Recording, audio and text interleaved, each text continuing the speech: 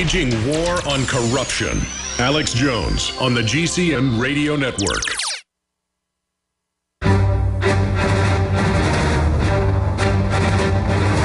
Big Brother, mainstream media, government cover-ups. You want answers? Well, so does he. He's Alex Jones on the GCN Radio Network. And now, live from Austin, Texas, Alex Jones. Welcome back to the Alex Jones Show. I'm David Knight on this Friday, May 9th, 2014. Now, Alex is going to be joining us in the third hour, and he's going to be interviewing author Alice Walker, who wrote The Color Purple, Pulitzer Prize-winning book, and, of course, made into a very famous movie by Steven Spielberg. She's a celebrated author. She's a poet. She's also a political activist. She's very involved with politics. So it's going to be a very interesting interview with Alex on the third hour.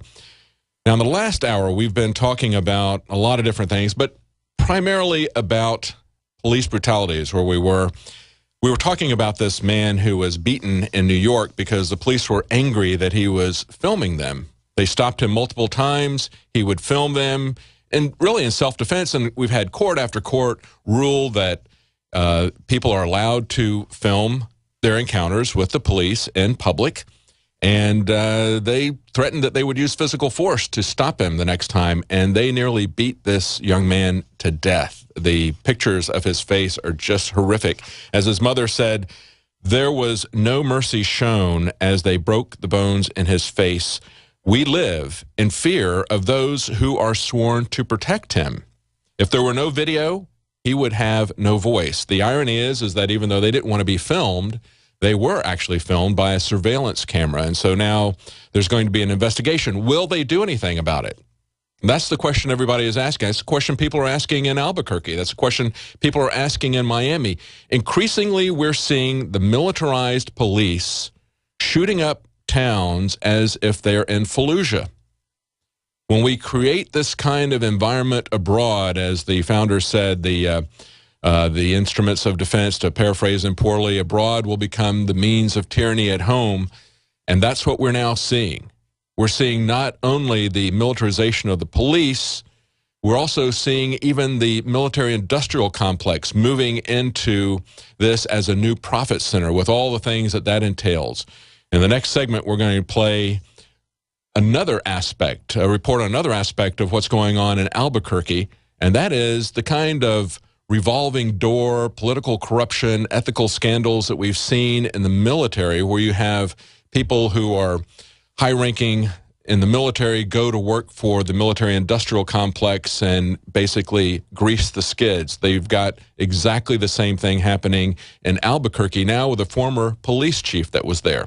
So rather than addressing the concerns of the citizens when people are getting shot and beaten on the streets, rather than looking at the war on drugs, which is where this all really started, that's one of the things they did to this young man in New York. They threw down some marijuana, said they discovered marijuana on him. Now, he says that wasn't his. They didn't, interestingly enough, they did not charge him with possession of any controlled substance. What they charged him with was resisting arrest and assaulting police officers and tampering with evidence. Now, you know, you can see from the video, the only person being beaten and assaulted was that young man. Another man in Alabama was not so lucky. In this particular case, a 17-year-old was killed after an encounter with the cops. They grabbed him, slammed him on the ground, shattered his ribs, pepper sprayed him, and then shoved a sharp object down his throat. Now, why were they doing that? Well, because they wanted to protect him from the drug scourge. Isn't that kind of them? Isn't that wonderful that we do that to users? Remember, this all started under Ronald Reagan, and you know, the more I think about what he did with zero tolerance and the war on drugs and mandatory minimums, the angrier I get about the Reagan administration and his Attorney General Ed Meese. This is an abomination to do this to kids. They come after him. They don't identify themselves as police officers. They're in plain clothes. He's being set up by a snitch who's 1 year older than him, and they murdered him. Murdered him because, hey, he might be using or selling drugs. Come on, do we really want this in our country?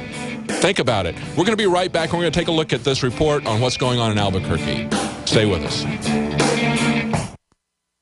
Alex Jones here to tell you about how you can help spread liberty worldwide while also enjoying what I have found to be the best tasting 100% organic coffee on the planet. For more than a decade, my favorite coffee has come from the high mountains of southern Mexico, where the Chiapas farmers grow their unique shade-grown Arabica beans. We have now managed to secure these sought-after beans in a highly customized blend. Discover and try a bag of the Patriot Blend 100% organic coffee at InfoWarsLife.com. This coffee gives you a long, smooth pick-me-up for hours without the headaches and heartburn that so many other coffees give me personally. Hands down, this is my favorite coffee, and it's taken us years to secure connections directly to the Chiapas Mexican farmers. Drop by the site today, order a bag or two, and I don't think you're going to be disappointed. Available in original or with our Immune Support Infusion Blend. You will be supporting a free press, all the while enjoying a truly great-tasting cup of my favorite coffee. Available at InfoWarsLife.com.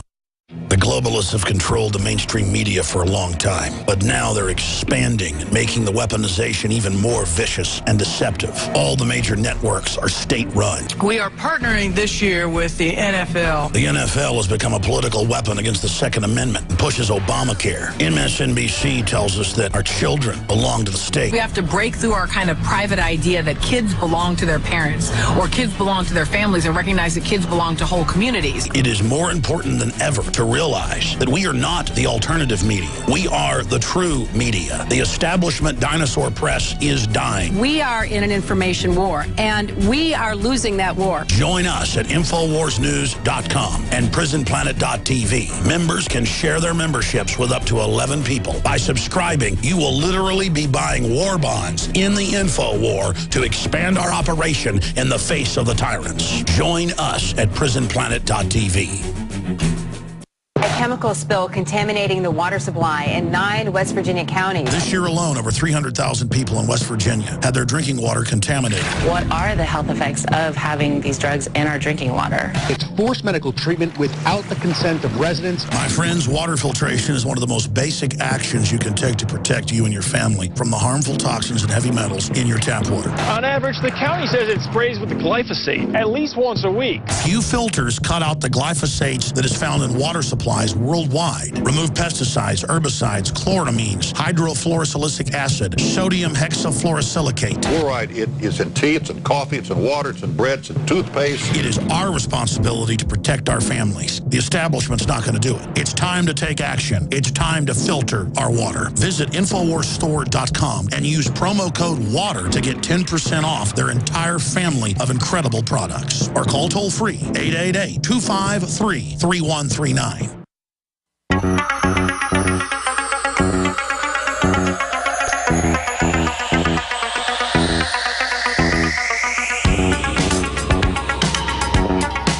Waging war on corruption. It's Alex Jones. Welcome back to the Alex Jones Show. I'm David Knight, and Alex is going to be joining us in the third hour. He's going to be interviewing Alice Walker, and she's the author of The Color Purple, Pulitzer-winning prize book, and also made into the movie by Steven Spielberg. Should be a very fascinating interview. Again, that's going to be in the next hour. We've been talking, however, about police brutality. We saw in Miami this hundreds of shots fired at 2 men, unarmed men in a car, basically a street execution. Why? Because the police were very upset. One of them had, in fact, shot a cop earlier. There was no gun on either of the men, but even more dangerous about this scenario is the number of shots that they fired in an area that was heavily populated with children, with innocent people, and they just unloaded on this guy. No sense of capturing him for an arrest, having due process, making sure they got the right person.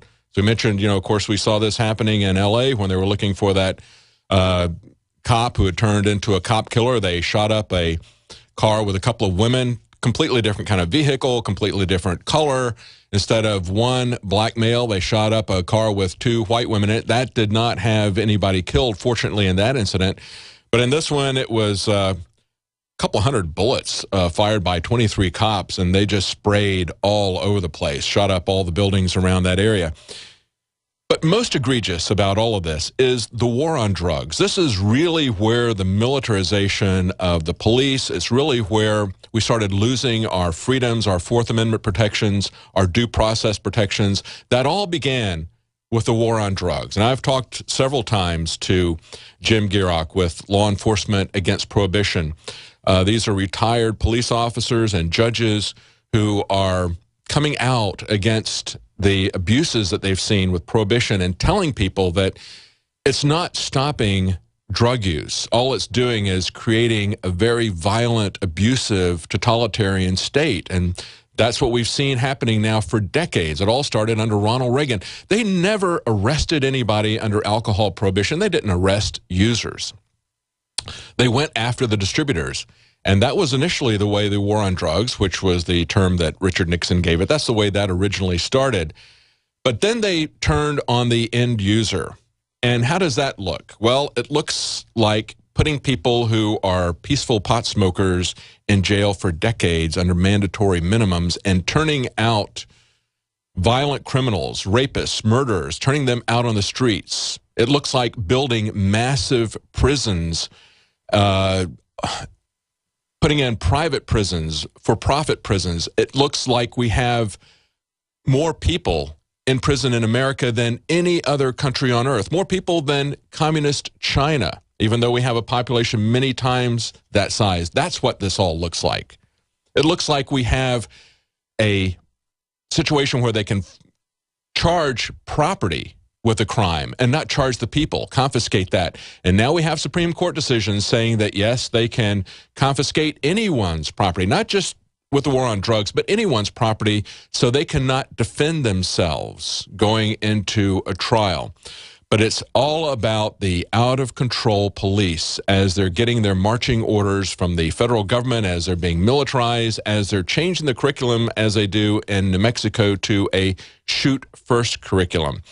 Let's take a look at this update on what happened in Albuquerque this week. We've got our special report from the Nightly News last night. Again, to appear in public with the Ellis family, with the Gomez family, with the Torres family, and all the families who have lost children to these rogue terrorist cops that you let still walk our streets and terrorize the public.